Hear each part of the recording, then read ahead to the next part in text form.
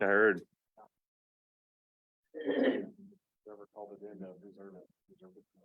Good. All right, I'll call the Board of Aldermen work session to order. We have one item on the agenda tonight, review the draft RFQ for animal care and housing. Ms. Wagner, who's got this one? I do, Mayor. Okay.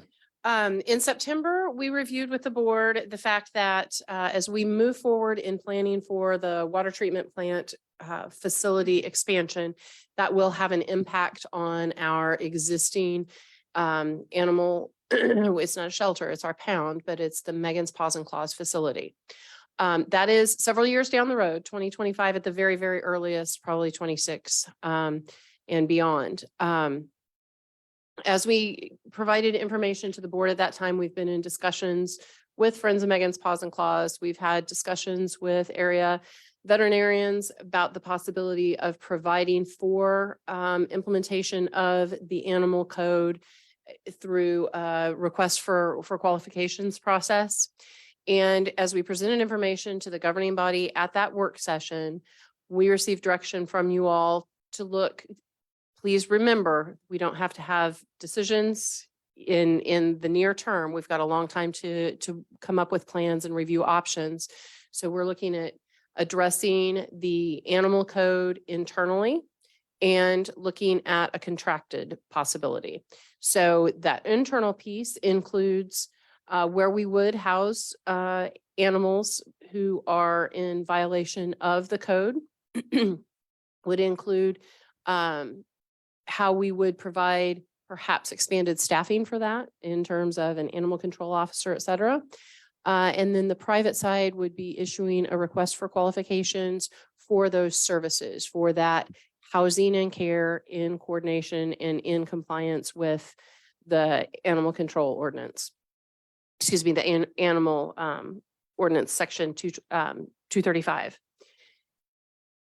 We have developed, the board directed us to look at both pieces of that. We are working internally on developing job description for animal control, looking at costs, developing that information for further review. We also need to look at interest of potential providers and what those costs and level of service would be provided. To that end, we have created a request for qualifications and have had discussions with a representative from the Friends of Megan's Paws and Claws on the request for, excuse me, the request for qualifications. And we're looking to ensure that this meets the desires of the board for what we would be looking at in putting something out to try to determine what level of service we would be looking at and the cost there. As I indicated, we're then also working at establishing and putting together information on what an in-house option would look like.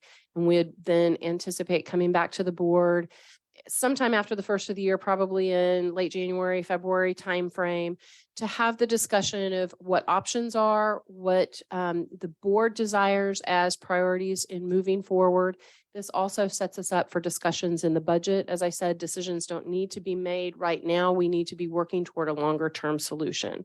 So we've provided the draft RFQ. It would be my anticipation that we would put that out, get responses back. That review process, I would anticipate putting the RFQ out either later this week, early next, giving plenty of time with holidays to get those responses back, probably before the end of the year.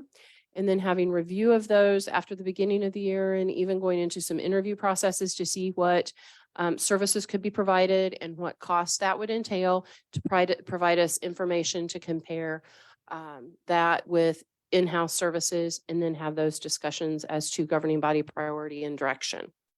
So tonight, I really just am looking from the board, does the RFQ kind of fit the needs of what you anticipate or what we're looking at? And is this a process that we still want to move forward in? Thank you. Open up the floor for discussion. Hi, Cynthia. So a question about that, just to clarify that the city is responsible for the dog pound to be a city facility, correct? The dog pound is what? I'm not sure if I understand your question. Current or what our responsibilities are? What they will be is going to be a city facility, right? And with the third party contractor. We're trying to operation? determine, we're getting information as to what that could look like. The city's requirements and responsibilities are outlined in chapter 235, as we talked about in September. And we can contract with another firm. That's what the RFP would do, would provide the housing and care of animals so that we wouldn't have to house them at the Megan's Paws and Claws facility when the time comes that we won't have that facility because we will have expanded the water treatment facility. So Okay, we're looking at the options of internal, and we develop a space and provide for the care and shelter, or if we contract it out, or perhaps if contracting is a short-term.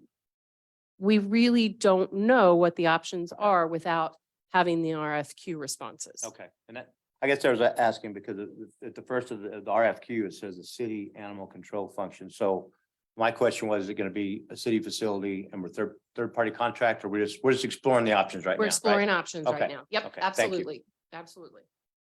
This helps us have the information we need to make that decision longer term. I could have been more succinct about that, sorry. Cynthia, have we, you mentioned that we've had some discussions with the local veterinary clinics. Has there been any feedback from that? We invited representatives from all of the clinics in the area. We had one attend. There were a number of conflicts at different times on that. But there was interest in the firm that was there at this being a service that they could provide, had an interest in it. And that's why we wanted to recommend to you all that we brought that forward, put it out to veterinary clinics, boarding facilities, other entities that might provide that service so that then it could be something that we could review and make that determination as to level of service, board required priority and level of service as well. Board anticipate. Alderman Scheffler? Thank you. The only thing I would like to add, I know we kind of talked about it before, is, maybe we can look into an option to add cats to the list with this as well. The only issue is the ordinance does not it's pretty clear about where cats are.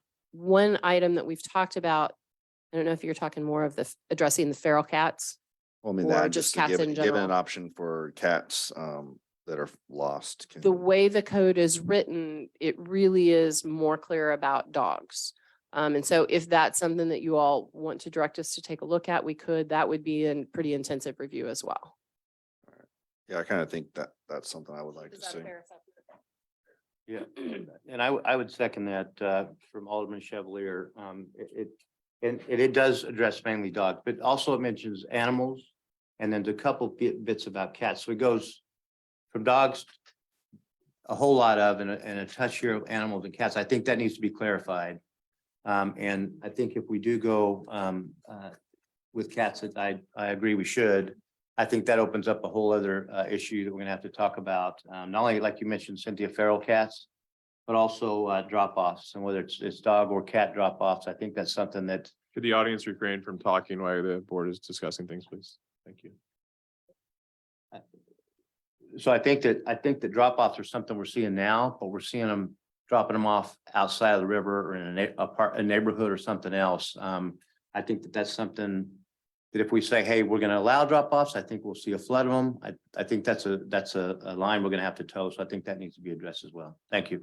I know the Parkville shelter offers that service as something for the area, so we can participate in that for a small fee compared to what it would take for us to do that in-house. I think it's $100 a year. People can drop them off in Parkville that are from Smithville. Okay, great. That's good. And is that dogs and cats or just dogs? It's cats. Oh, that's good. Yeah, we can look into that because and just make sure that's, advertised. That's a service for they've sure. offered for a while. They just are asking for participation from other municipalities if we want to allow people from our cities to do it too. So if that's something you guys want to make priority, we could look into that, and $100 check to them is a lot cheaper than the staff time to rewrite an ordinance for cats. Yeah, that's definitely. Cool. Anything else?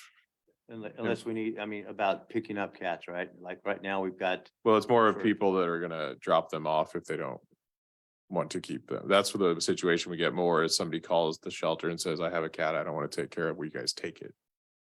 Okay. Don't take surrenders at all. I know, and we don't take surrenders all, so that the answer is always no on surrender, so. I don't think Chief's running into a lot of vicious cats out in the community right now. So if you do, can I please get the body cam footage of that one? Yes, Alderman Hartman. Mayor, so I believe Cynthia, if I'm not mistaken, you're looking for direction from us. I like the fact that we move forward with this RFQ, so. It's worth to know what's out there, right? We'll get this on the street and we'll bring information back probably in the February timeframe. Thank you.